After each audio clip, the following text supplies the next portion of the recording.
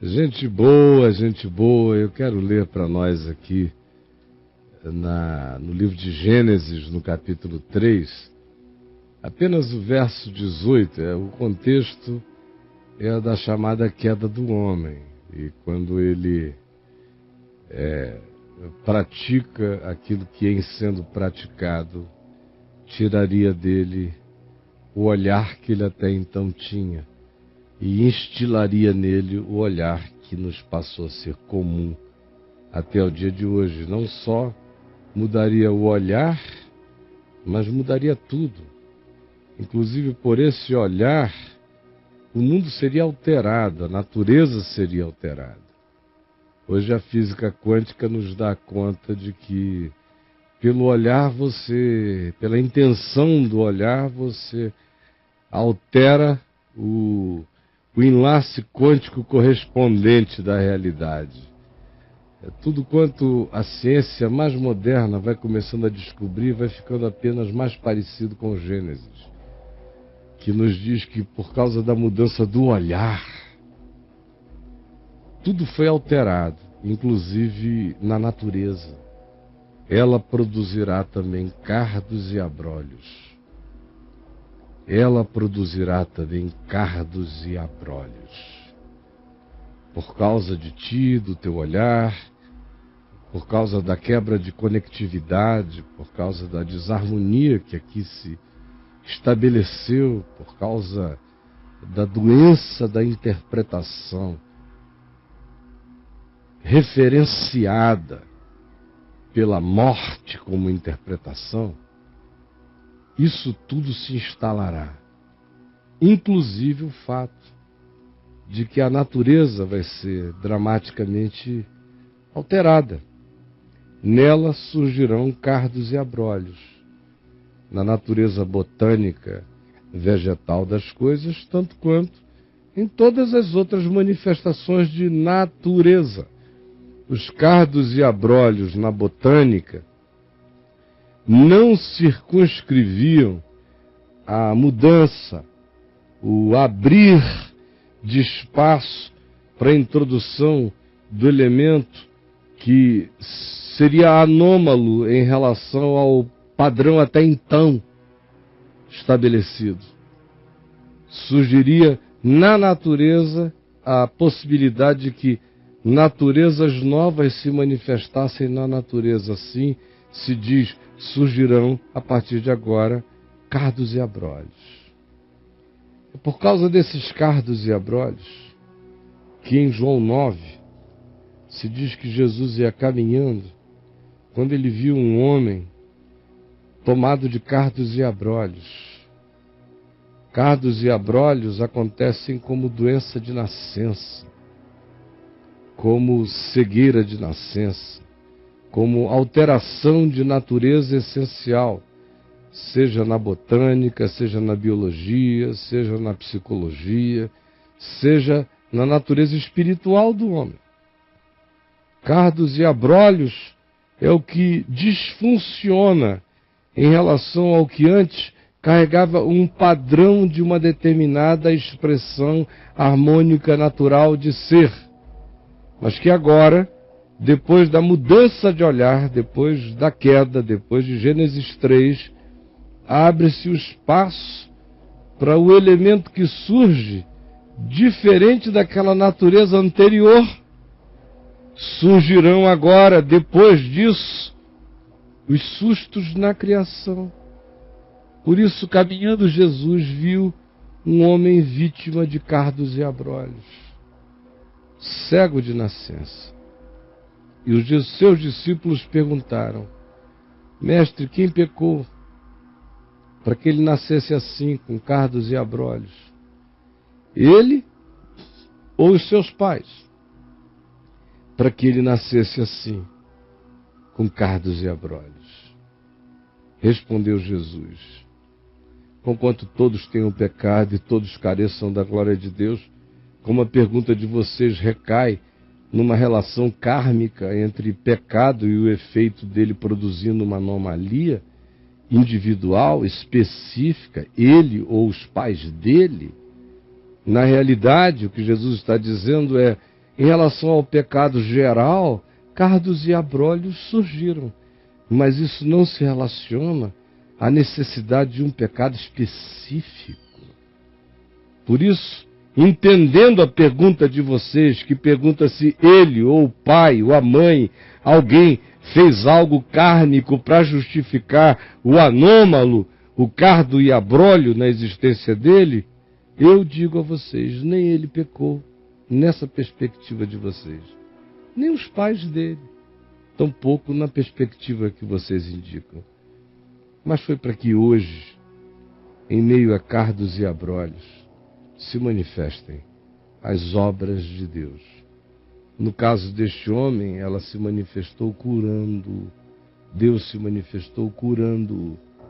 Em muitos outros casos, Deus se manifesta ajudando o indivíduo a viver aquilo como de maneira superada, ou transformar aquilo numa poesia de existência, ou a fazer do que lhe é um constrangimento, um peso, ou uma disfunção em relação à grande maioria, algo que transformar-se-á num traço, numa peculiaridade, não para gerar disfuncionalidade no todo da vida, mas para trazer uma marca característica de algo que, não ficando preso ao que seja tal característica como se fosse uma maldição, a transforma numa contribuição de bondade, de graça, de beleza, de sentimento diferente à vida, como muitas pessoas, dia a dia, a gente vai mostrando aqui, que têm conseguido realizar, pegar os seus cardos e abrolhos e fazer um jardim de Phoenix, no Arizona, onde todos os jardins são feitos com cardos e abrolhos. No deserto, criar flor de cacto, ao invés de se abraçar com o espinheiro. Quando você, porventura, nasce e descobre que na sua vida há cardos e abrolhos, e na vida de todos nós há muitos cardos e abrolhos, em áreas diferentes, você vai ter que aprender a lidar com aquela condição, e o que nela for algo que você, como jardineiro da sua própria vida, pode mexer e trabalhar, que assim você o faça para o seu bem e para a beleza do todo. Mas às vezes são condições que estão para além da nossa possibilidade de alterá-las. Nesse caso, cabe a nós o papel de contê-las, de educá-las, de canalizá-las, de ver qual o lugar e a propriedade delas na ambiência da minha vida, do meu jardim. Nós estamos hoje aqui para tratar de um assunto que passa também pelos cardos e abrolhos. Na cabeça da maioria das pessoas que têm fé naquilo que a Escritura diz, que a Bíblia diz, a pergunta que surge, não por causa da Bíblia, mas muito mais por causa da pedagogia religiosa, é a pergunta que os apóstolos fizeram a Jesus subindo ao templo quando viram um indivíduo padecendo de cardos e abrolhos, padecendo de uma anomalia, de uma intervenção anômala na natureza básica, comum e pré-estabelecida e funcionalmente percebida por todas as pessoas no planeta. Então, a interpretação religiosa é que quem mais fornece essa pergunta, quem pecou? Este ou seus pais para que nascesse assim, para que vivesse isso? O que essa casa produziu? O que eles fizeram? Quando surgiu o advento da psicologia, especialmente pós-freudianamente falando, surgiram os elementos para criar uma associação que se tornou quase que kármica na cabeça de algumas pessoas entre disfunção de figuras parentais e necessariamente a produção de filhos gays ou de qualquer outra coisa assim.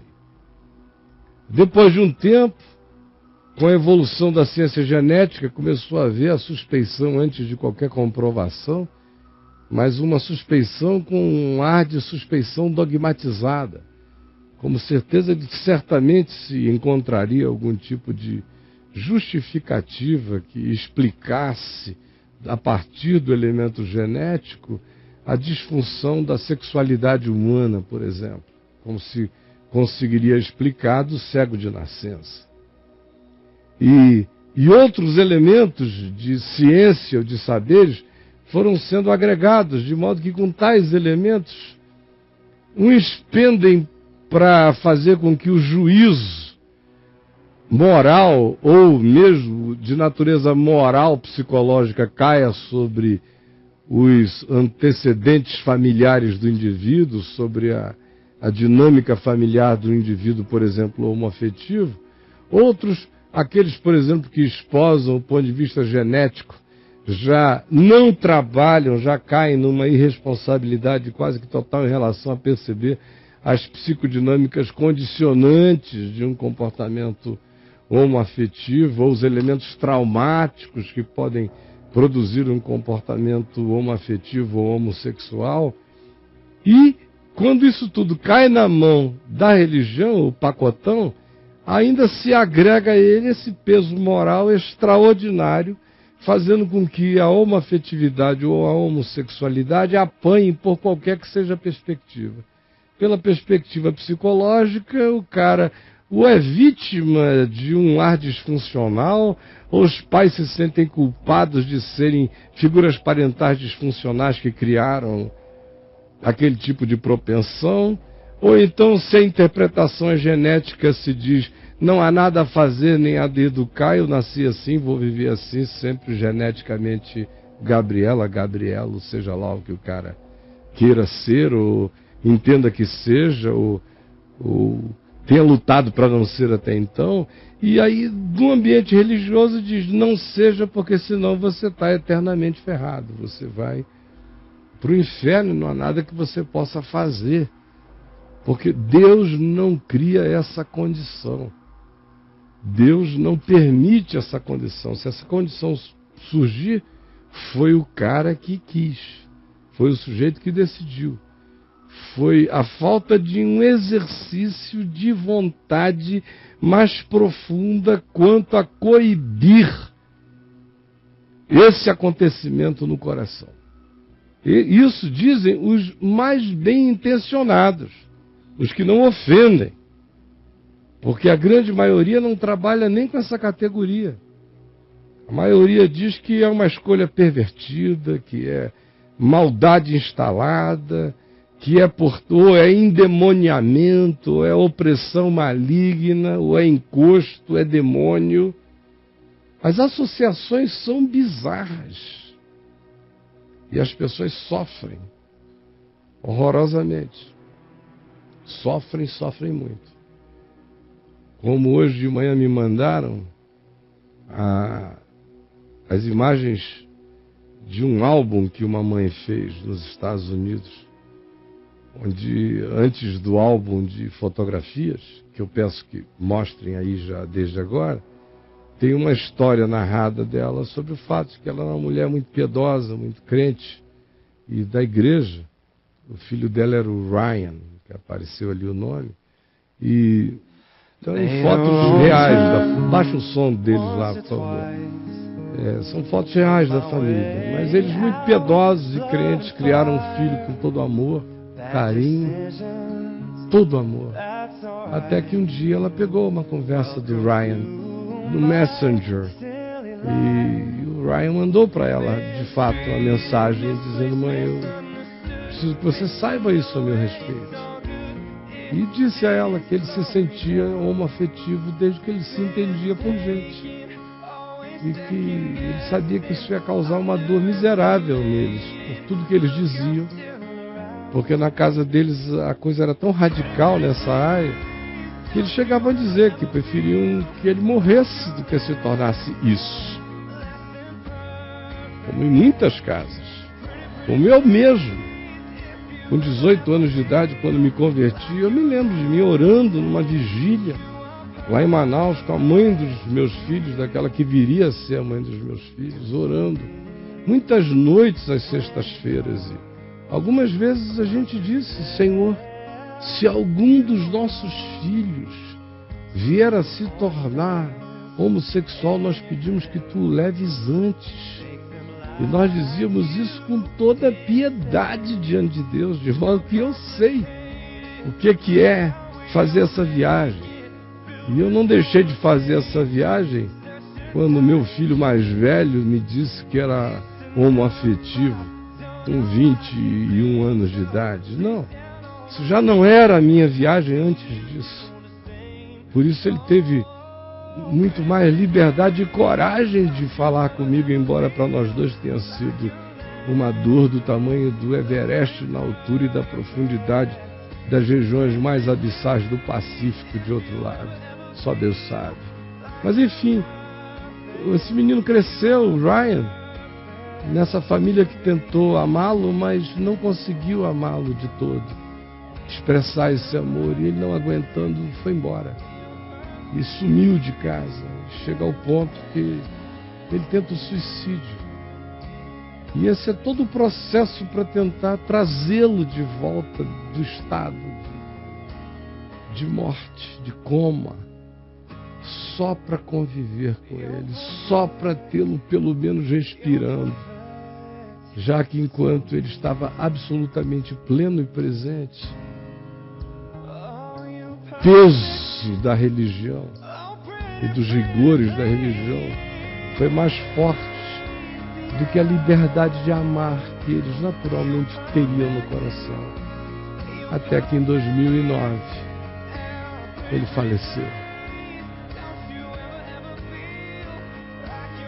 E como o Ryan, uma quantidade enorme de pessoas sofrem, porque essa é uma conversa que não se pode ter com ninguém, ou que se tem que esconder a respeito. Os pais não sabem como amar um filho nessa situação, não sabem como ser jardineiros de um jardim onde cresceu, na linguagem do Gênesis, um cardo e um abrolho, numa realidade tão linda quanto seu filho. Mas acontece. Não foi assim desde o princípio. Mas é uma das coisas que está dito, que aconteceu na natureza das coisas, depois que o olhar humano foi alterado. Isso gerou alterações no homem, a tal ponto que se diz gerou na natureza à volta, na natureza vegetal também, quanto mais na minha natureza animal, psíquica. As consequências são profundas na existência humana de todos os lados. Mas a gente não para de fazer a pergunta: quem pecou, este ou seus pais? Ou de julgar com uma veemência extraordinária. Por exemplo, um exemplo de julgamento: uma empresa querendo ser legal no anúncio do seu produto, dos seus laticínios, mostrando que ele é gostoso para a família toda, para famílias e para qualquer modo de família, fez esse anúncio. Mas esse anúncio gerou um problema danado, porque em algumas dessas manifestações de família está o projeto de família normal, que a gente conhece: um homem, uma mulher e os filhos. Mas tem aí alguma expressão que já passou até uma anterior, onde tem dois homens cuidando de uma criança, como aí na porta.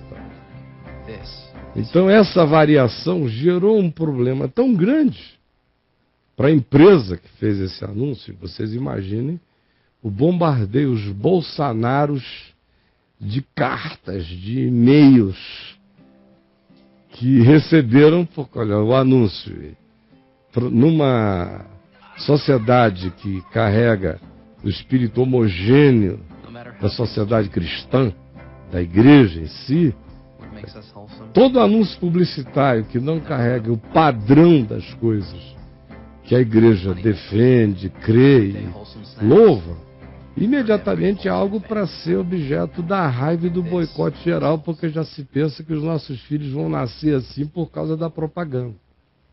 A propaganda é que produz cardos e abrolhos. Então, conquanto a propaganda tem algum poder de diminuir o impacto na cabeça, de tornar menos chocante, de tornar quase natural para novas gerações essa possibilidade, mas ninguém que sendo heterossexual se torna homoafetivo por causa da propaganda do Honey Maid. Pode ter certeza disso.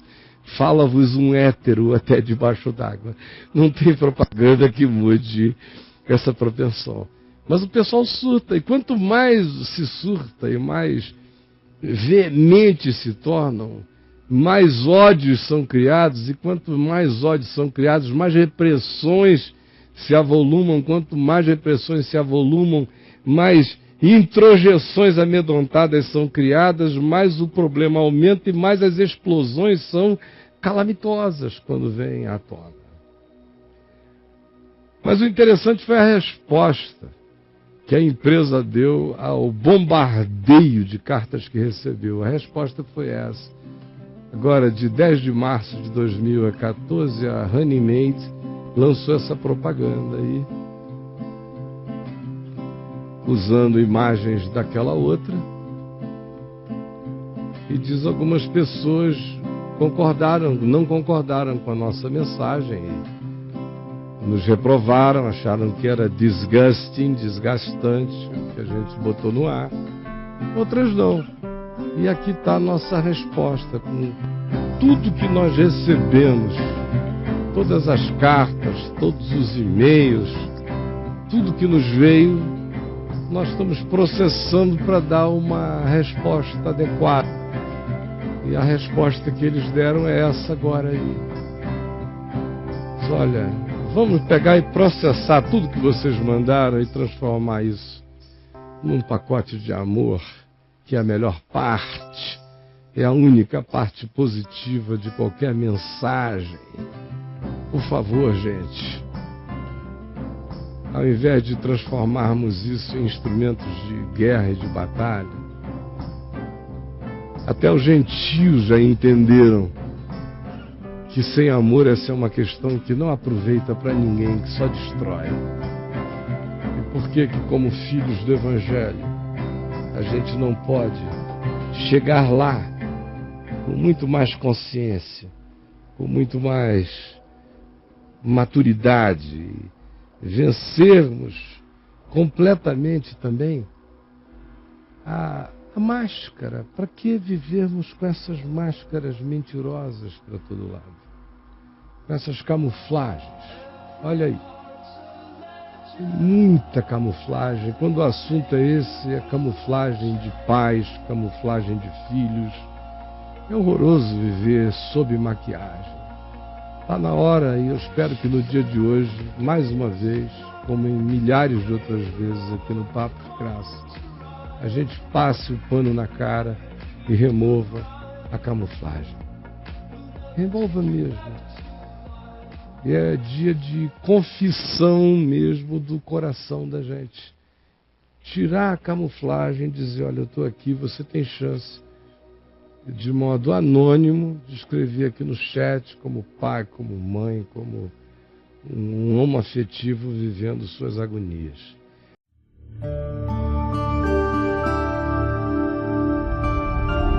VNV TV, o canal é você.